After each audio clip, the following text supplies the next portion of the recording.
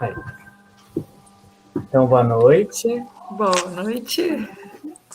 Boa noite, gente. Tudo bem? Tudo jóia, graças a Deus, tudo bom. Boa noite, tudo bem, pessoal? Em paz? Hoje nós estamos aqui para concluir mais um episódio da nossa série de documentários sobre educação para todos. Nós somos alunos do segundo período de pedagogia do Grupo Unis. O meu nome é Gabriele e junto comigo está o Gustavo. E nós queríamos começar apresentando as nossas convidadas especiais. E de antemão já queria agradecer muito pela disponibilidade de vocês de abrilhantar a nossa noite com os conhecimentos. Muito, muito, muito obrigada. E eu vou começar apresentando a Mayara, que ela reside na cidade de Pouso Alegre e possui graduação em pedagogia e especializações em educação especial e inclusiva e supervisão escolar. Tem mestrado em educação e está em processo de um doutorado em educação e saúde. Ela atua na área administrativa e educacional há 8 anos e em docência no ensino superior há 2 anos. Boa noite, eu queria agradecer vocês e eu vou apresentar a Sheila. E para completar esse time brilhante, temos Sheila Guimarães de Oliveira, que reside na cidade de Varginha e é mestre de educação, atua na área de educação como pedagoga há 35 anos e na área de educação básica há 16 anos, no ensino superior. Temos a honra de tê-los como nossas educadoras no Grupo Único e podemos afirmar que a forma de transmitir o ensino de ambas é extremamente enriquecedor. Muito obrigada novamente pela presença e caso queira completar algo da apresentação, pode ficar à vontade. Acho que a apresentação foi bem completa. Então, ao invés de acrescentar algo à apresentação, eu gostaria de agradecer o convite de vocês. Acho que é uma iniciativa muito bacana. Esse esquema de entrevista, bate-papo é muito rico. A gente pode ilustrar um pouco daquilo que a gente já vem discutindo no curso de pedagogia com vocês, de uma forma mais descontraída, de uma forma comunicativa. Então, eu gostaria de parabenizar vocês pela iniciativa, pela proposta de trabalho e agradecer por ter sido escolhida por vocês para participar dessa atividade. É isso mesmo, gente. É uma atividade diferente, né? E acredito que vai enriquecer muito o trabalho de vocês, né? E agradeço também o convite. Eu fiquei muito feliz de estar, né? E de poder participar aqui com vocês nesse momento. Eu posso dizer por mim e por todo mundo do projeto que não teriam outras pessoas melhores para estar aqui com a gente que nem vocês, de verdade. E para começar, a primeira pergunta, eu queria saber o que levou cada uma de vocês a querer conhecer a fundo a área da educação especial. O que me levou a conhecer, né, a educação, a trabalhar e a conhecer a educação especial, primeiro, eu parto do princípio do respeito que nós devemos ter por todos, né? Então, se são crianças ou jovens ou adultos com alguma necessidade educacional especial, então eles merecem também o nosso conhecimento e a nossa condução de forma eficaz, como a gente faz na sala de aula, né, que a gente é preparado e estuda. E o outro motivo, que eu acho que é um motivo maior, é que meu filho é um menino, né, com necessidades educativas especiais, ele é um garoto com uma hemiparesia e com uma DI, e quando eu peguei no colo pela primeira vez, com quase 32 dias de vida, o diagnóstico do médico foi assim, prognóstico, né, foi assim, bem desanimador. E ele disse que talvez ele não viesse a falar, nem andar, né, e ter até uma vida mais vegetativa. E hoje ele é um menino, um moço, né, de 29 anos, ele anda, ele fala, ele tem um relacionamento com os amigos nas redes sociais muito grande, ele trabalha, faz alguns tratamentos ainda. Então, assim, é possível. Então, isso é o que me faz ter esse estudo pela educação especial inclusiva, né? Esse olhar de possibilidade. Então, é isso que me move mesmo a acreditar que todos nós temos possibilidades, né? Dentro daquilo que nós somos capazes de fazer. Mayara? Nossa, Sheila, seu relato é emocionante. É muito bonito ver acontecer, é muito importante para a gente saber o quanto o desenrolar é real, né? No meu caso, eu sempre me interessei muito pelas questões de aprendizagem em geral, né? Pelas maneiras, as infinitas possibilidades de aprendizado. E eu acredito no compromisso pedagógico, porque a nossa legislação ela prevê que a educação básica é um direito de todos. E para ser um direito de todos, é preciso que a gente se prepare para atender a todos. Então, foi partindo desse compromisso educacional de ampliar o acesso a todo mundo, que eu escolhi, ao longo da minha vida, da minha carreira, estudar mais a fundo as possibilidades da educação especial. Que, além disso, quanto mais a gente estuda, mais a gente vê um universo inteiro ainda a ser explorado e a aprender. Hoje, o meu foco é muito mais voltado para qualificar professores para esse tipo de atuação. E é lógico, infinitamente, não só a educação básica, como o ensino superior também, porque, como a Sheila acabou de nos mostrar, as possibilidades são infinitas. Então, também o professor de educação superior precisa se preparar para receber o público que está chegando cada vez mais longe, justamente para a educação caminhar e se qualificar dentro de todas essas possibilidades. Então, eu diria que a minha inclinação foi isso, foi o compromisso pedagógico de que a educação seja realmente para todos. A gente pode perceber que tanto um motivo quanto o outro são, assim, muito necessários. A Sheila, porque viu um caso e, por mais que tenha tido muita dificuldade no começo, hoje você pode falar com toda a grandeza do mundo que nada é impossível. Nenhum diagnóstico é preciso. Se a gente tem força de vontade, a gente vai fazer, a gente vai correr atrás, e você é uma prova viva disso. E a Mayara, por mais que não tenha o mesmo exemplo da Sheila, eu vejo o tanto que o olho dela brilha em falar sobre isso, porque quando eu propus para ela ser minha orientadora do TCC, porque eu queria muito falar sobre autismo, a felicidade que ela ficou, falou, não pode ser outra pessoa, tem que ser eu. Então, assim, que nem eu falei no começo, não tinham outras pessoas para poder comentar sobre esse assunto com a gente se não fossem vocês. E o relato das duas é muito válido e maravilhoso, não tem nem muito o que falar. Nossa, Sheila, eu não sabia disso, foi uma surpresa. Cada entrevista é uma surpresa que está me deixando ainda mais querendo aprofundar sobre esses assuntos. A Mayara falando em formar professores, porque a gente nota que os professores antigamente não tinham esse preparo, chegavam em sala de aula, não tinham esse incentivo. Saíam da faculdade, pensavam em pegar numa sala regular sem nenhuma criança com deficiência, e não tinha nenhum preparo. Hoje a gente já vê que as faculdades já estão se preocupando com os professores que estão saindo da faculdade. Isso é muito interessante.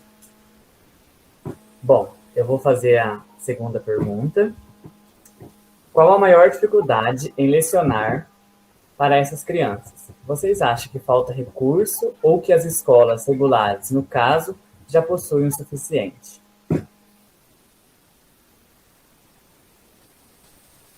Eu posso começar? As dificuldades são variadas, né? Elas vão, assim, tem famílias que aceitam bem, tem famílias que têm uma outra postura, então tem desde o trato da família com aquilo que você leva enquanto dificuldade. Eu vejo, assim, um ponto nevrálgico, o acesso à equipe multidisciplinar, que é fundamental nesse desenvolvimento, e muitas vezes esse acesso é precário, ou em algumas situações você nem consegue ter uma equipe multidisciplinar para esse tratamento. E também já presenciei, já convivi com muitas situações de abandono, negligência da parte medicamentosa por opções da família. Isso acaba também complicando bastante o cotidiano pedagógico. Agora, quando vocês perguntam sobre recursos, prontamente eu acredito que é quase que consensual que eles são insuficientes. E aí a gente pode falar de recursos tanto na questão estrutural arquitetônica, quanto na opção de material didático que possa atender todo esse espectro de alunos que nós recebemos, e recursos humanos no sentido de formação continuada, de número de servidores, de profissionais, tanto professores quanto auxiliares, e também, como eu disse, na parte multidisciplinar. Então, nós temos um número insuficiente de equipe, né? E principalmente equipe com a devida especialização.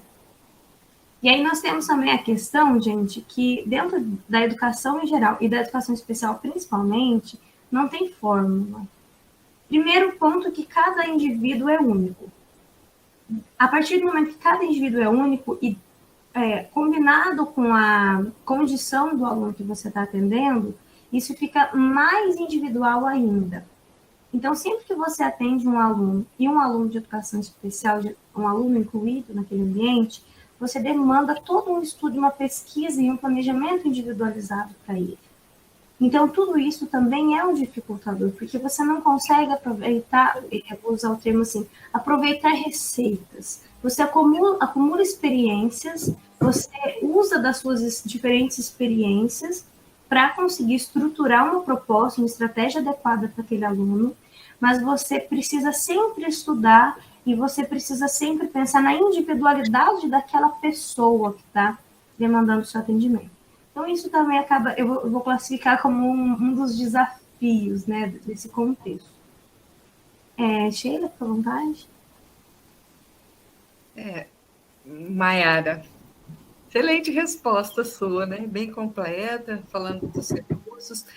E eu vejo, e também pela experiência, né, dentro das escolas, que eu trabalhei muito tempo, às vezes no cargo de supervisora e orientadora, a maior dificuldade é o professor aceitar que aquele aluno ele não vai ter o resultado como os demais.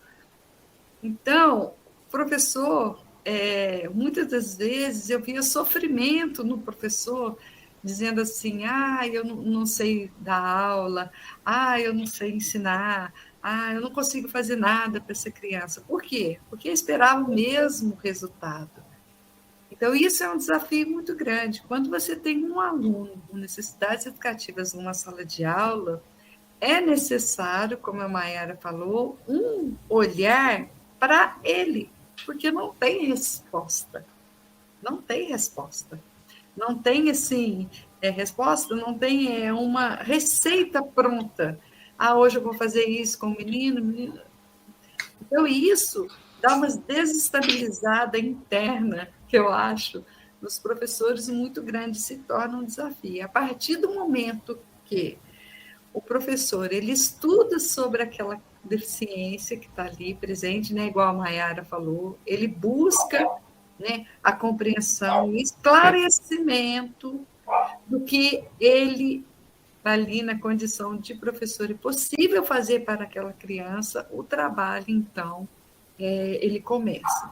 Então, os desafios são grandes, muitas das famílias não acreditam no diagnóstico, não querem fazer o diagnóstico, não querem medicar os meninos, igual a Maiara falou, e nós sabemos que muitas crianças precisam ser medicadas, né?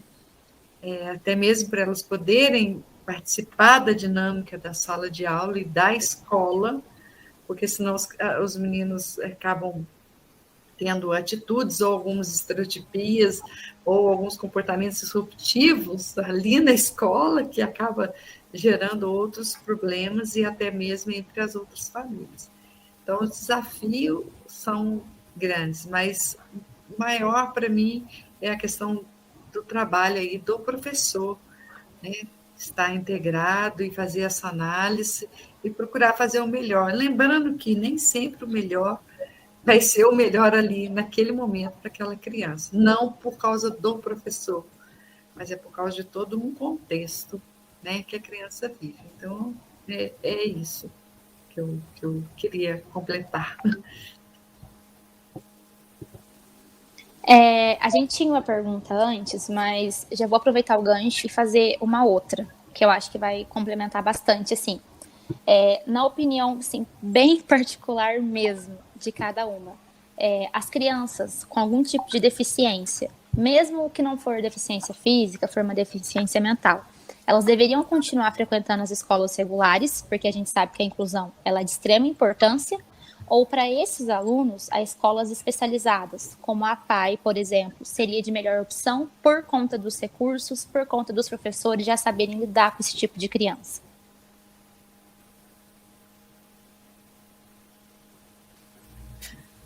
Olha, eu acho que se nós estamos num movimento de inclusão e da educação é para todos, e o direito é de todos, né?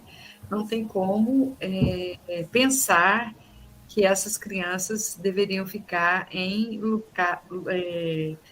escolas separadas, né? Se eu for comungar dessa ideia, eu estou indo contra o próprio princípio da inclusão, né? Então, eu acredito que a escola, que não é fácil para ela, né, recebe esses alunos e precisa a escola se ajustar com uma equipe de profissionais, com uma equipe de capacitação para os professores, né, apoio para os professores e para as famílias, para que a criança permaneça neste local, né, do direito que ela tem de uma educação para todos.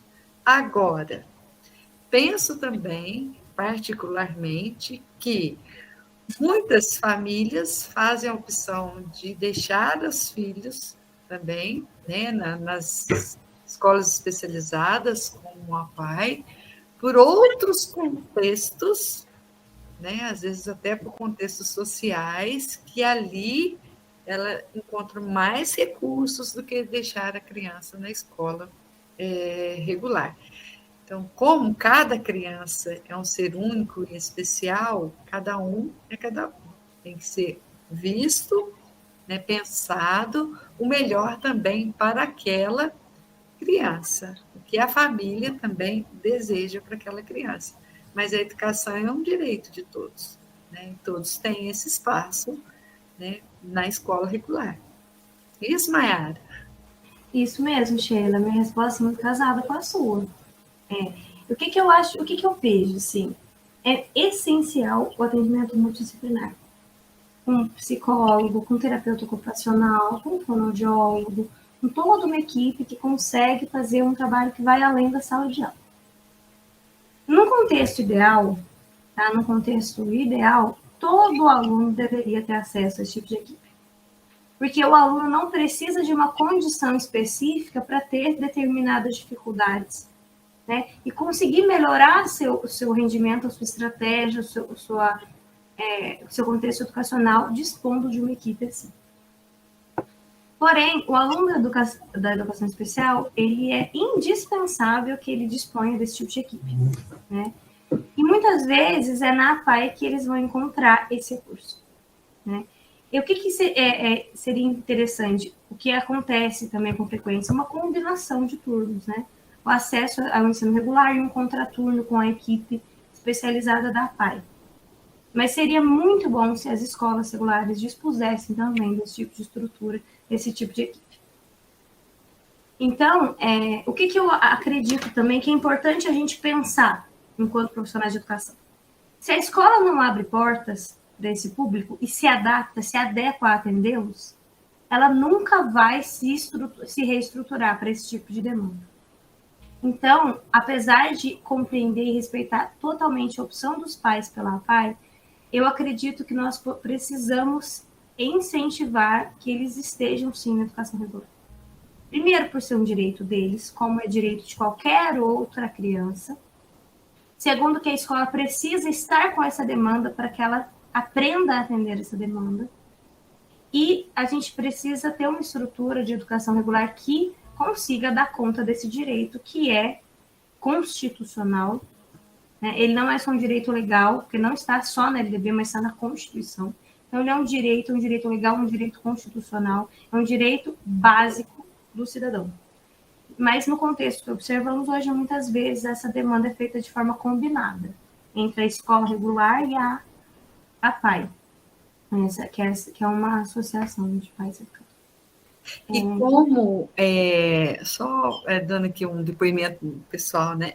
E como a criança com uma necessidade educacional, com uma deficiência, ela precisa desses atendimentos, né? Então, de um psicólogo, de um fisioterapeuta, de uma terapeuta ocupacional, de uma fonoaudióloga, às vezes eles precisam de um preparador, por exemplo, físico, né, que faça uma hidroterapia, às vezes a criança, o médico indica que ela vai fazer, por exemplo, a ecoterapia.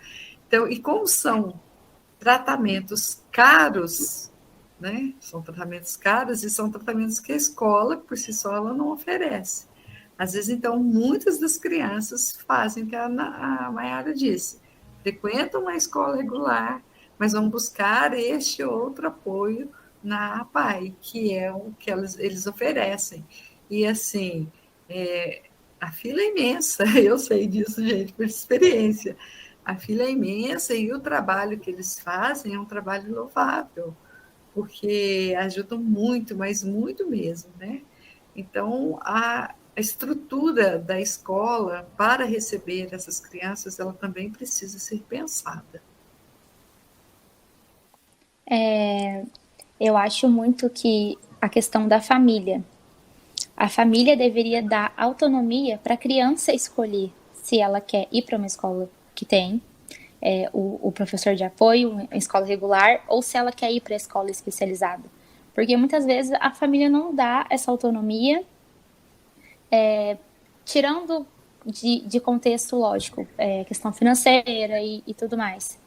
E acaba que coloca a criança numa PAI, por exemplo. A criança não tem contato com outras pessoas, ela não vai saber socializar, ela não vai saber ser independente, ela não vai saber viver sozinha. Então, eu acho que o apoio familiar é extremamente, extremamente importante.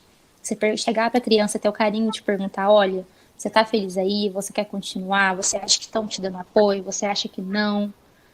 Como você quer proceder? Porque tem um exemplo em família também. E a gente queria mudar de escola, mas a escola que a gente queria mudar, ele não sente a vontade. Então, a gente vai deixar ele onde ele sente a vontade. Tem a professora de apoio, que dá total suporte, e ele se sente bem. Então, se a gente pegar e colocar em um outro lugar que ele não vai se sentir bem, a criança vai desenvolver problema psicológico, vai ficar revoltada. Então, eu acho que a família deveria dar mais atenção para isso. Também vejo que a família, às vezes, se sente oprimida, se sente com medo da criança sofrer preconceito numa escola regular normal.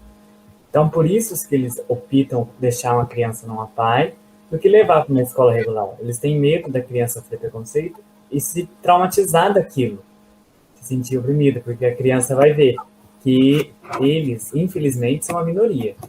Vocês podem pegar numa escola aí, a gente pode contar nos dedos quantas crianças que têm atendimento. E muitas escolas não oferecem atendimento, como a EE.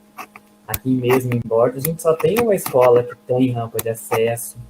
As outras escolas estão passando por transformação agora, mas somente uma escola que tem, que é aqui no meu bairro, que é uma escola modelo, que tem um tratamento muito melhor do que as outras podem oferecer. Então, todas as crianças que querem estudar numa escola regular da cidade vêm para a cidade do bairro aqui, porque as outras não têm esse acesso a eles. Olha, eu já vi episódios também ao contrário, né? Ao invés de falar de pais pensando, olha, o meu filho vai vir para uma PAI porque ele vai ter mais suporte e receio de inserir no ensino regular, já presenciei situações ao contrário também. Olha, meu filho não é aluno de APAE, não é perfil de APAE, então ele vai estar na escola regular e pronto. E essa é uma escolha que precisa ser respeitada. Mas a gente acaba observando o seguinte, ele abriu mão de muito apoio multidisciplinar por uma questão de estigma, de preconceito mesmo. Então, dentro do recurso que você dispõe naquela estrutura municipal, você precisa discutir bastante, avaliar todas as possibilidades. Né? Porque quando a gente estuda bastante sobre as questões inclusivas, a gente percebe que é muito importante que as intervenções sejam feitas o mais precoce possível, né? Sheila pode confirmar isso, quanto antes você conseguir trabalhar toda essa intervenção de todos esses profissionais, melhor para a criança. Então, às vezes, esse tipo de preconceito, de estigma, priva a criança de ter acesso a tudo isso mais cedo, e o prejuízo é incalculável. Esse prejuízo de tempo é muito grande. Quando a gente fala em intervenção do aluno em determinadas condições, é uma verdadeira corrida contra o tempo. Quanto antes, infinitamente melhor. É uma intervenção precoce, né? Nós sabemos aí pela neurociência que é o desenvolvimento dos neurônios, das sinapses, da plasticidade cerebral. Então, quanto mais cedo essa criança é assistida, né, mais condições ela tem ali de que essas sinapses possam acontecer para que ela tenha um ganho, né, seja ele motor, seja ele dentro da questão da fala. É claro, gente, lembrando o seguinte, isso sempre ouvi sempre dos médicos, o que foi lesado, por exemplo, numa paralisia cerebral, vai continuar sendo lesado. Só que com essa plasticidade cerebral, quanto mais estímulos você faz com essa criança, mais sinapses. E o nosso cérebro, ele é muito inteligente, né? A nossa máquina aqui, ela é perfeita. Ela vai encontrando caminhos para poder dar a resposta. E eu queria fazer um parênteses aqui, como mãe, que é assim, quando eu falo que nós temos que ter um olhar para as mães, né? Porque não é tão fácil assim você receber um filho que foi idealizado, desejado, né? De repente com uma síndrome ou com uma deficiência. Então, muitas das mães, elas levam um tempo maior para poder reorganizar as emoções e colocar este filho para o mundo. Por isso que a gente vê tantas mães aí que às vezes protegem demais, não falam não para os filhos, não levam filhos para conviver com outras crianças, sabe? Tem medo, mas também tem vergonha das pessoas comentarem dos filhos. Isso, o próprio filho, isso também acontece. Então, por isso que eu disse que o acolhimento à família também, quando a criança entra na escola, é muito importante, sabe? Mostrando sempre que o filho é capaz em alguma coisa, porque em alguma coisa ele vai se destacar, o que a gente não sabe, mas que eles vão se destacar, eles vão se destacar. Então, esse cuidado com a família também é muito importante. A escola, ela precisa ter esse olhar, né? Então, o próprio professor que faz o atendimento educacional especializado, ele, às vezes, ele faz essa abordagem, né, Maiara? Você que está acostumada aí, faz essa abordagem com a família, olha o seu filho aqui, ele desenvolveu, olha aqui ele foi, olha, mãe, faz isso, olha, mãe, faz aquilo, né? Mas tem mães que não aceitam, também que falem do filho dela, né? Então, né, como eu conheço famílias que a criança tem 5 anos, não fala, não tem a linguagem, nenhuma palavra, né? 5 anos. É que a Maiara falou, 5 anos, perdido para resgatar essa linguagem. Mas por quê? Porque a mãe não acredita, ela acredita que um dia ele vai falar. Né? Então, nós temos aí casos e casos. A educação especial, inclusiva, ela precisa ser olhada caso a caso, criança por criança, singularidade com a sua singularidade. Não é isso mesmo, Mayara? Exatamente, é muito pontual mesmo. E a gente vê em vários níveis mesmo. Exatamente o que a Sheila falou. O trabalho com esse aluno, tanto do professor regente quanto do professor da educação especial, ele é esse cuidado, tanto com o aluno quanto com os pais, com aquele responsável que acompanha, porque ele tem vivido também seus inúmeros desafios. E tem também inúmeras situações que nós, profissionais, aprendemos com os pais, que desenvolveram ao longo da vida a própria expertise, né, no dia a dia, no trabalho, na forma de lidar com aquela criança. Então, também tem inúmeras situações, gente, que a gente é que sempre aprende, tá? Então, isso também é importante destacar. As famílias têm, sim, uma expertise desenvolvida ali dentro da sua experiência, que é muito interessante, especialmente quando elas realmente se dispõem a aprender com a situação. Mas, às vezes, a gente tem que ajudá-los a desconstruir uma situação para poder construir um bom processo dentro da condição de cada criança. Então, vamos para a terceira questão. Vocês teriam algum livro, filme para indicar para a gente assistir, a gente ler, para a gente entender mais sobre esse mundo, né? Que é um mundo tão diferente, para a gente poder trabalhar em sala de aula, alguma coisa do tipo. A Sheila passou um trabalho para a gente com vários filmes para a gente assistir, fazer. Mas são vários mesmo, né, Sheila? Hoje em dia são uma infinidade deliciosa de coisas. Números, olha, números, assim, e o que eu acho, até tenho seguido alguns curtas interessantes, nossa, que muito interessantes, né? São curtas mesmo, com muitas reflexões, trazendo os questionamentos, né? Tem um chamado Tamara, que vai falar sobre uma menina surda que queria ser bailarina, é um vídeo pequenininho. Quantas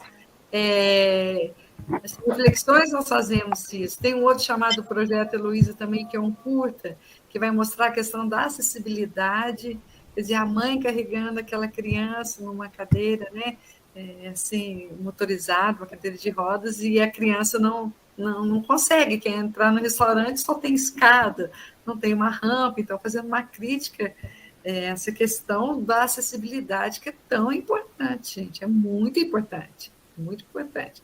Aqui mesmo onde eu moro tem um restaurante super legal, esses dias eu passei lá perto, eu fiquei olhando, um cadeirante não entra aqui, porque não tem rampa. Hoje em dia a gente aí tem o banheiro é no segundo andar, desce, eu falo assim, gente, como faz, né? Exato. Hoje em dia se fala muito em desenho universal, né? Do desenho você pensa o estabelecimento, por exemplo, se uma rampa pode ser acessada por uma pessoa na cadeira de rodas, utilizando prótese ou caminhando normalmente, ao invés de ter uma escada e uma rampa, por que não uma coisa que atenda a todos? Ao invés de ter, por exemplo, um banheiro especial e um banheiro comum, por que não um banheiro maior que atenda a todos? Então, se pensa, fala muito nessa questão do desenho universal, de ter um tipo de projeto arquitetônico que atenda o maior número possível de condições de pessoas que possam acessar. E um livro que eu gosto muito, até eu deixei aqui, porque falando sobre a inclusão escolar, ele diz, né?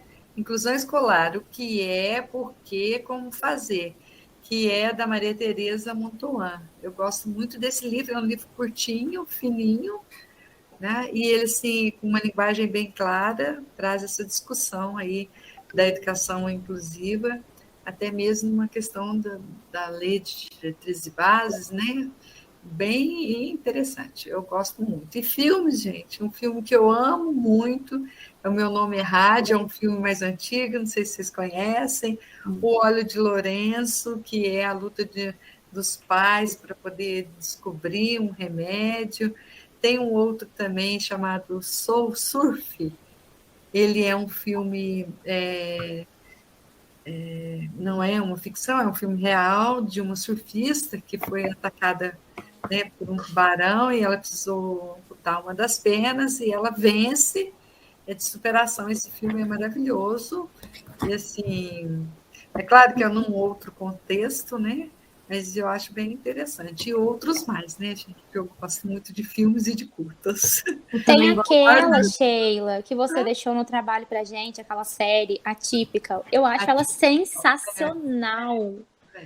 A gente começou todo mundo aqui em casa a assistir e, assim, ela é incrível. No último episódio, você vê ele todo bonitinho no viajar, quando ele vai morar sozinho, a independência, a autonomia. Você chegou na última temporada, porque é emocionante. Né? Eu assisti, num dia, Mayara, eu chorei que nem uma criança. É perfeito quando ele vai viajar e não dá certo, e quando ele vai junto com o pai dele, eu acho lindo. A jornada dele é linda. Eu acho que a Típica foi incrível, porque colocou o menino começando dentro de toda a situação dele e mostrou gradativamente a evolução dele com todas as dificuldades do espectro.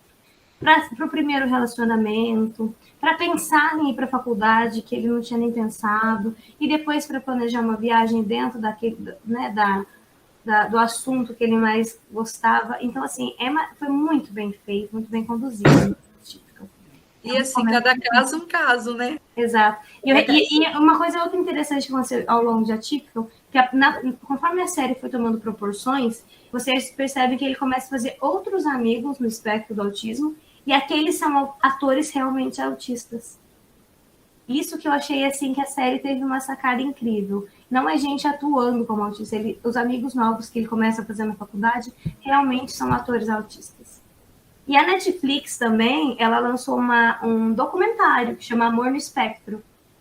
Agora, recentemente, acho que saiu a segunda temporada, que eu não assisti ainda. Mas, assim, também quebra muitos estigmas de uma ideia, assim, de quem está de fora pensar que quem está no espectro não tem desejo, vontade de se relacionar. Não, muito pelo contrário. Mostra várias situações, várias entrevistas, vários acompanhamentos de uma vontade enorme de se relacionar. Eles fazendo treinamento, treinando respostas, treinando situações para diminuir a tensão no momento de conhecer uma pessoa nova, que é um grande desafio para eles. Então, é uma série, é um documentário muito bacana que eu recomendo bastante. Mas quando a gente fala assim de material cinematográfico, tem alguns clássicos da pauta pedagógica, como Meu Filho, Meu Mundo, como Estrelas na Terra, que vem sendo assistido por pessoal de formação de pedagogia há muitos anos. Aí tem essas séries novas, como você mencionou, Gabriele, do Atypical. Extraordinário também. Extraordinário, eu também acho muito interessante, porque apesar do menino não ter nenhuma condição além da parte física dele, também é um processo todo de inclusão e de aceitação do diferente. Extraordinário é um filme emocionante, assim, de Julia Roberts nele, maravilhoso. A Netflix também lançou um filme que foi muito bonito, chamado Milagre na Cela 7, sobre DI, que assim, recomendo fortemente. Eu acho que a gente, quando vai falar desse perfil de filmes, não é só um que aconteça no ambiente escolar, né? Mas todo aquele que nos ajude a entender em contexto a grande variedade de condições que existem, né? Tem um filme que eu também assisti recentemente, sem perceber, sem assim, estarem buscando um filme que falasse de inclusão, mas que é um filme de ação, estrelado por Ben Affleck, e chama-se O Contador, que e o protagonista, de fato, ele é autista, na condição que a gente costumava chamar de Asperger. Hoje o DSM-5 já não traz mais essa diferenciação, né? Ele seria autismo de alto desempenho, TEA de alto desempenho ou TEA leve, mas seria esse perfil que a gente conhece como Asperger.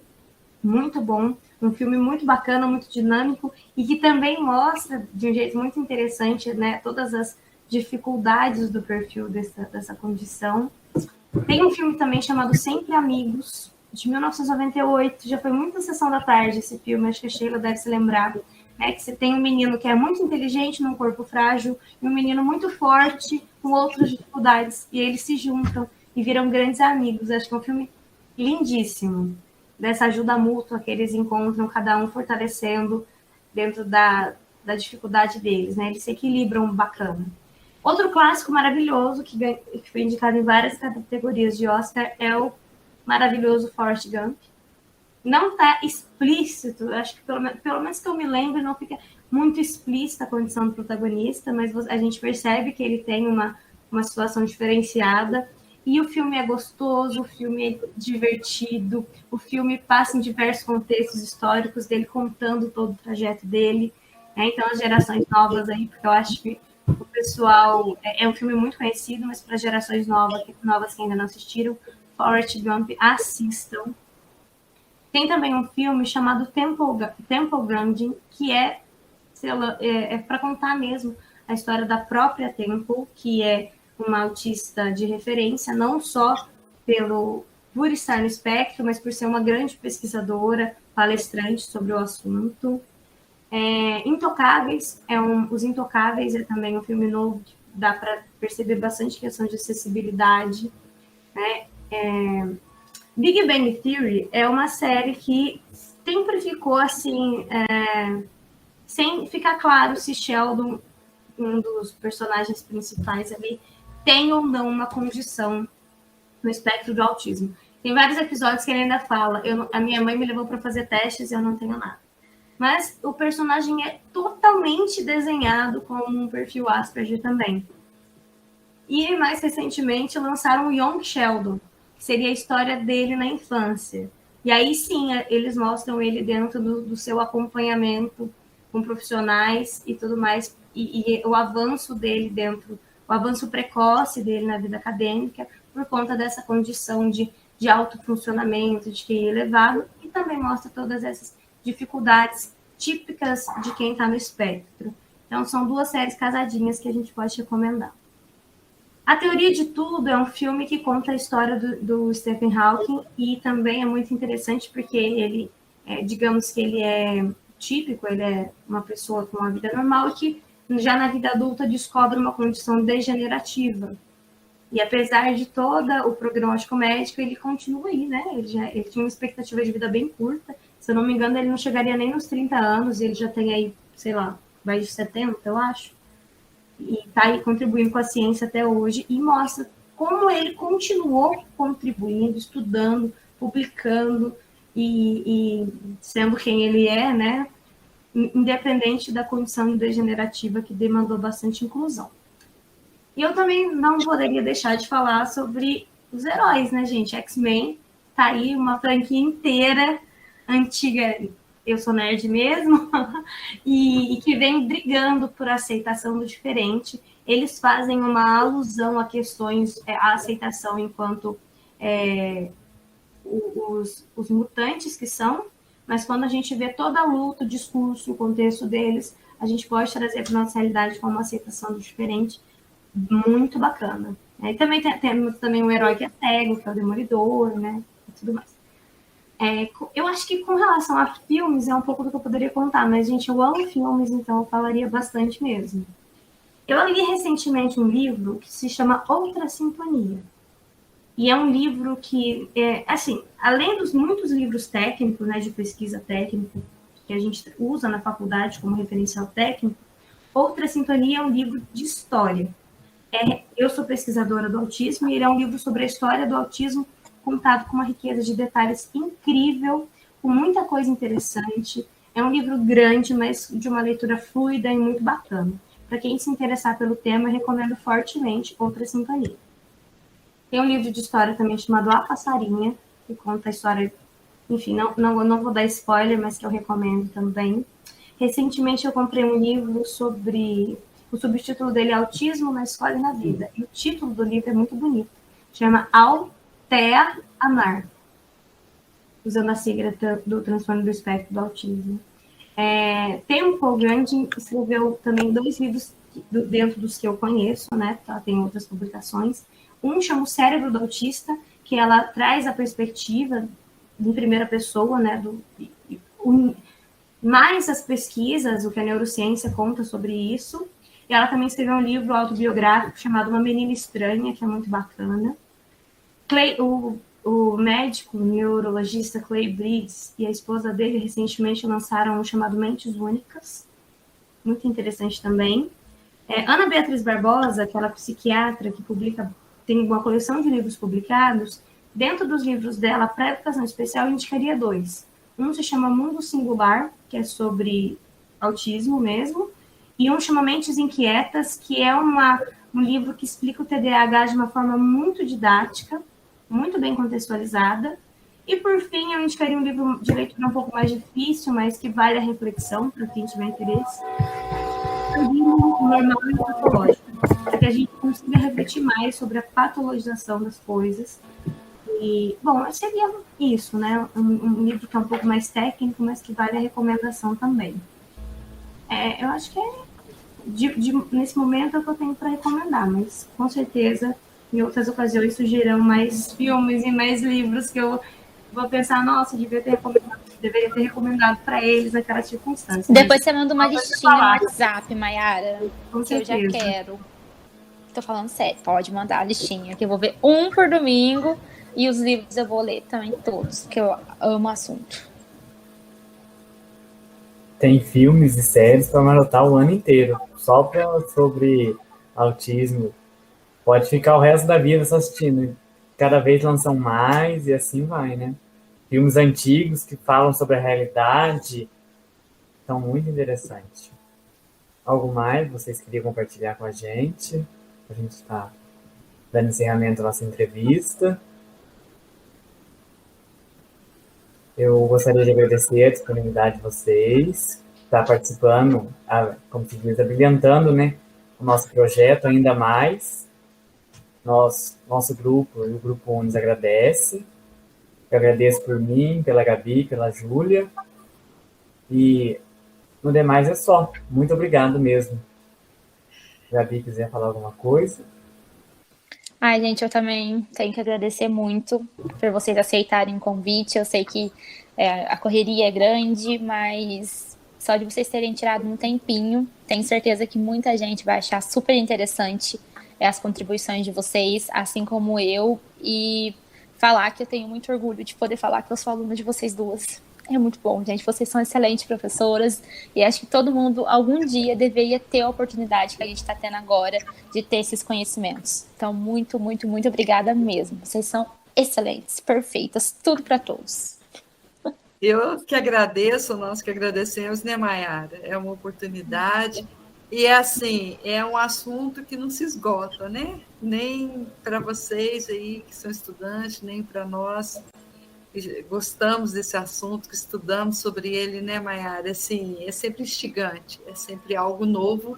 E você fala que tem um filme para o ano todo, a hora que você pensa que você está terminando, já tem outros e outros e outros e outros. Então, assim, é um eterno aprender mesmo, né? Principalmente dentro desse campo da educação especial, inclusive, principalmente nesses meninos, né? Nesses alunos ou meninos mesmo, que são especiais, mas não são especiais porque eles apresentam alguma síndrome ou deficiência, dificuldade. Eles são especiais porque são eles, são pessoas, são singulares e merecem o nosso olhar de possibilidade, o nosso olhar de respeito. Então, assim, que quando, né, vocês estiverem em sala de aula, vocês possam fazer a diferença na vida desses meninos, né? Porque a gente faz um olhar, um gesto, sabe? Um elogio, uma valorização daquilo que ele conseguiu, isso é muito importante para eles. Então, assim, eu agradeço a oportunidade, né, de estar contribuindo com o trabalho de vocês aí, e peço até desculpas, porque a gente fica falando muito. Mas, assim, obrigada, Gustavo, Gabriele, Júlia, aí, pela oportunidade. Também gostaria de agradecer a oportunidade. Quando a gente fala de educação especial, o termo especial, assim, já foram usadas muitas palavras, né, para tratar dessa nossa área de atuação dentro da pedagogia. Mas eu acho que falar especiais tem um vínculo com a realidade, porque quando a gente percebe o quanto eles se superam, apesar de todas as dificuldades, é extremamente impressionante, né? A vida, para muitas das condições que nós atendemos dentro da sala, dentro da escola, dentro da vida, elas são muitas barreiras que eles superam, desde as atividades mais básicas, dentro e fora do contexto de aprendizagem. Então, eles são realmente impressionante. Quando você proporciona oportunidades, vê o quanto é possível colher, né? Não é à toa que um dos eventos mais lindos da humanidade são as Paralimpíadas. Porque eles dão conta de oferecer, fazer, pessoas em condições diferentes dão conta de fazer, e muitas vezes, assim, é muito emocionante. Então, quem trabalha dentro da educação especial tem que estudar muito, mas também vai ser muito feliz dentro de tudo que vai ver acontecer, tudo aquilo que tem oportunidade de dividir, de compartilhar. e de experimentar, sabe? Faz muito da vida valer a pena, muito da profissão ser digna de se viver, sabe? Então, eu recomendo muito para os alunos de formação, para quem estiver nos ouvindo, que procurem a educação especial, estudem a educação especial, façam diferença e vocês vão ser muito felizes dentro dessa atuação.